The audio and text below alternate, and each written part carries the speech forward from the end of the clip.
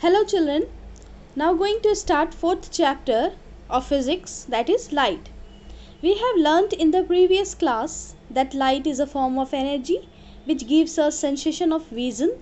Light always travels in a straight line and doesn't change its path. And this property of light is called rectilinear propagation of light. Rectilinear propagation means light always travels in a straight line. Okay. Now question, how do we see things around us? You will probably say it is eyes that help us to see the objects around us. But will your eyes be able to see their objects in dark?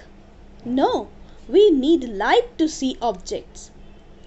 We need light to see things. Because in dark room, are you able to see any object? We are not able to see in a dark room. But where is this light coming from? The question is, where is this light coming from?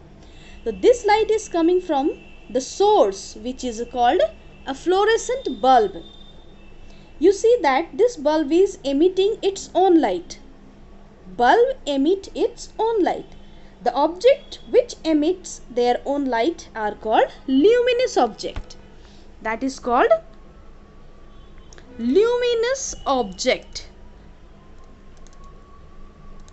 The object which emit their own light is called luminous object. Can you give me any other examples, children?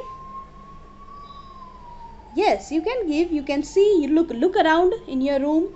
Incandescent light bulb, the sun, the stars are also luminous light. What about objects such as this table and chair? The table and chair also emit light.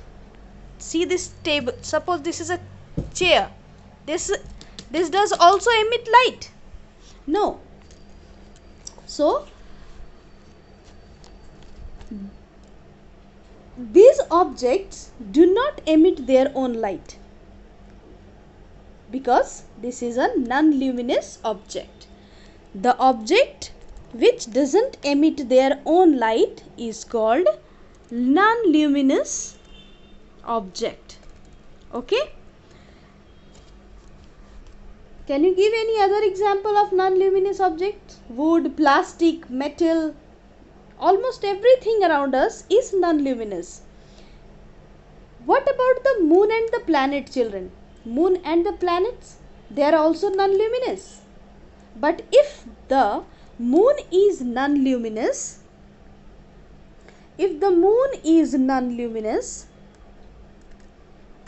then how come we are able to see at night?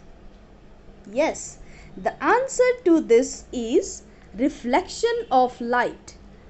This is called reflection of light.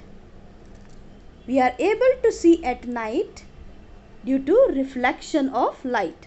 Sun's reflection on the moon surface, and we are able to see at night.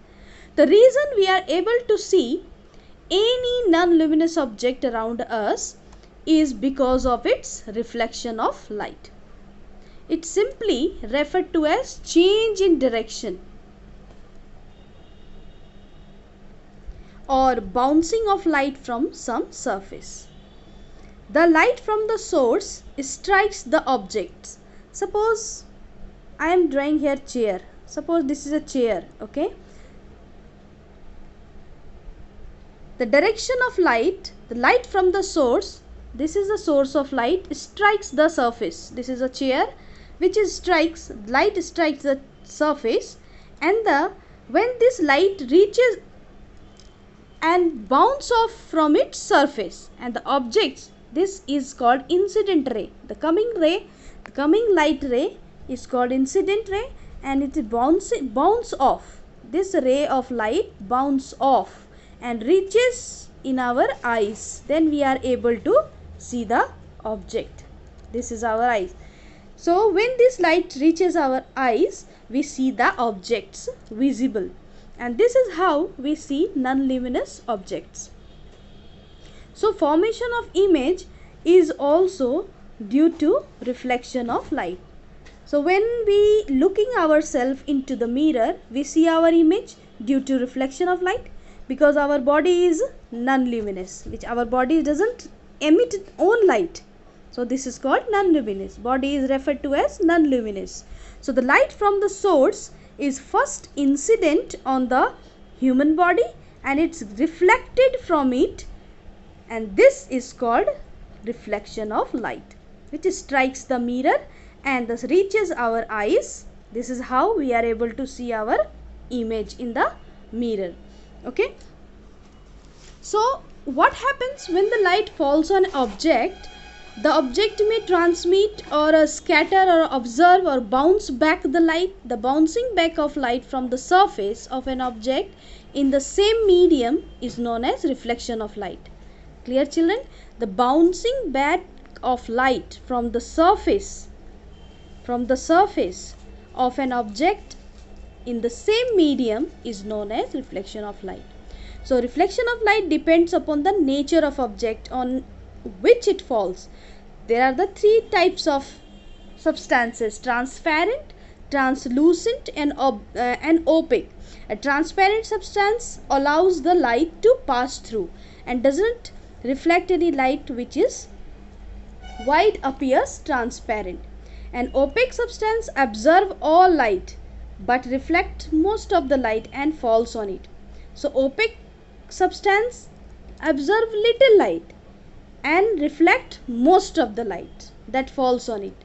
So in opaque substance we are not able to see, means a little bit like a wall. If you will throw a torch of light through the wall, you are not able to see the light from the opposite side of the wall, because a wall is act as a opaque object which doesn't allow the light pass through it. Okay. A smooth and highly polished surface such as mirror reflects all the light that falls on it. So mirror is a smooth and highly polished surface that reflects all the light falling on it. The smooth surface can be flat or a little curved. On this basis we classify mirror as a plane and spherical mirror. Okay. So plane mirror have a flat reflecting surface. This is a flat reflecting surface. This part is a reflecting surface. Okay. So there are three types of, this is a plane, this is a spherical mirror, this is called a concave mirror, and this is a convex mirror. In convex mirror this part is a reflecting surface, and in concave mirror this part is a reflecting surface. Okay. So some terms related to this you can read in your book. Some activities also given in your book. You read the activity, it is easy, you can understand. First term is reflecting surface. The smooth shiny surface which is reflect the light is known as reflecting surface. Okay. An incident ray, reflected ray, point of incident, normal, angle of incident you will understand in next class. Okay. So just revise and look around the luminous and non-luminous object. Clear, children? Okay.